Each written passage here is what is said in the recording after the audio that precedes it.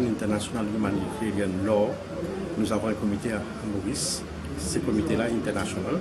Donc le comité a de sensibiliser tous les citoyens dans le sens, même nous ne sommes pas dans l'état de conflit, c'est de sensibiliser quels sont les effets du conflit que nous avons quand il y a des guerres, quand il y a des bombardements, quand il y a des missiles.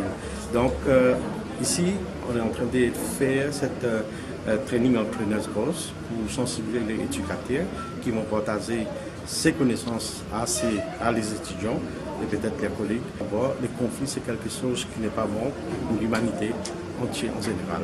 Donc c'est pourquoi on est toujours en étroite collaboration avec le ministère de l'Éducation, parce que nous voyons que l'éducation, c'est-à-dire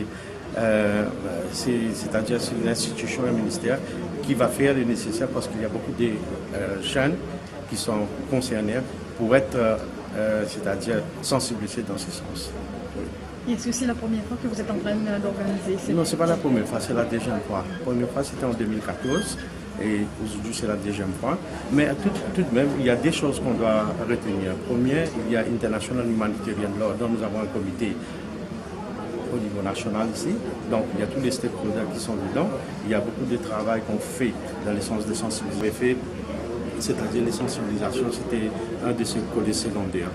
Mais ce qui est plus important, Maurice donne beaucoup d'importance et pour donc Human Rights, c'est-à-dire nous avons signé beaucoup de traités. Donc nous sommes en train de voir comment on peut c'est-à-dire donner plus de dignité aux humains. Dans ce sens-là, vous allez voir qu'il y a beaucoup de lois qui sont passées. Les domesticated law, on a passé pour seulement pouvoir donner peut-être tous les droits aux humains. Un de ces contextes, c'est-à-dire International Humanitarian Law, c'est plus Humanitarian Boundaries.